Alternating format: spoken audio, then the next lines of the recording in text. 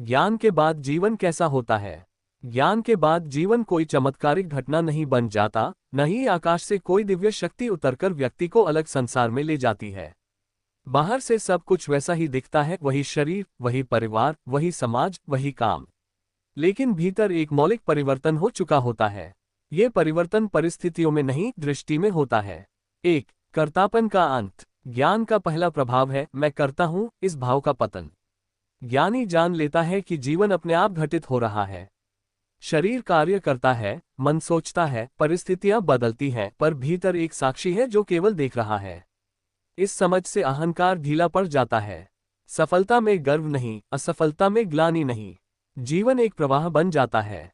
2. साधारणता में असाधारण शांति। ज्ञान के बाद व्यक्ति साधारण हो जाता है।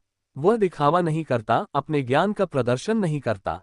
उसकी वाणी सहज होती है, व्यवहार सरल होता है, लेकिन उसकी साधारणता में गहरी शांति होती है। वह छोटी छोटी बातों में उलझता नहीं। उसका आनंद किसी कारण पर आधारित नहीं होता। बिना कारण मुस्कान, बिना कारण संतोष, यही उसकी पहचान है।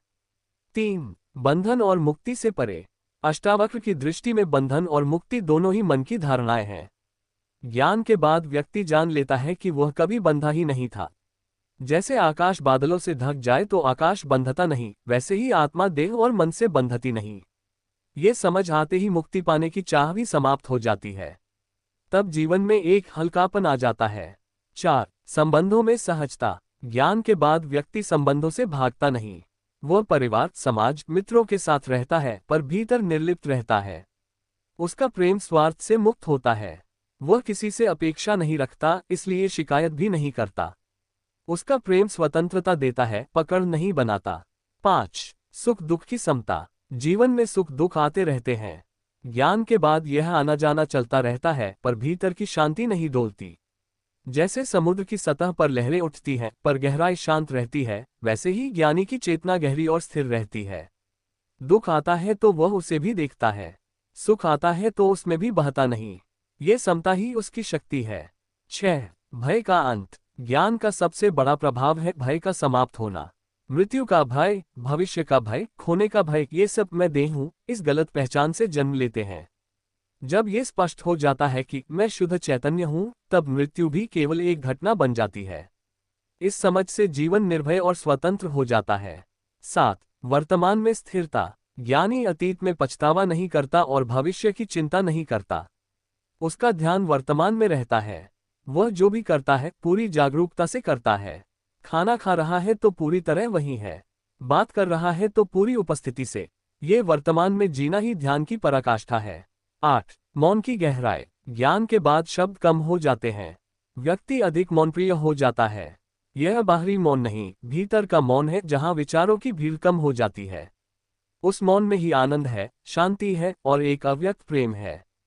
9. प्रयास का अंत। ज्ञान से पहले व्यक्ति साधना करता है, प्रयास करता है, खोजता है।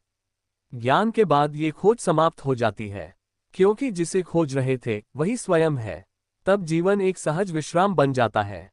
कोई लक्ष्य नहीं, कोई दौड़ नहीं, सिर्फ होना। 10. करुणा और सहज सेवा। ज्ञानी किसी नियम या कर्तव्य से सेवा नहीं करता। उसके भीतर से करुणा स्वतः बहती है। वह दूसरों के दुख को समझता है, क्योंकि वह स्वयं भ्रम से मुक्त हुआ है। उसकी उपस्थिति ही शांति देती है। कई बार वह कुछ कहे बिना भी बहुत कुछ कह जाता है। क्या ज्ञान के बाद समस्याएं खत्म हो जाती हैं? नहीं, जीवन की परिस्थितियां पहले जैसी ही रहती हैं। शरीर बीमार हो सकता है, आर्थिक उतार चढ़ाव आ सकते हैं, संबंधों में चुनौतियां आ सकती हैं। पर अंतर यह है कि अब व्यक्ति इन सबको मेरा मानकर नहीं पकड़ता। वह उन्हें एक दृश्य की तरह देखता है। अष्टावक्र कहते हैं, तुम साक्षी हो, निराकार हो, अचल हो। जब यह अनुभव हो जाता है तब जीवन एक खेल जैसा प्रतीत होता है। ज्ञान के बाद जीवन का सार।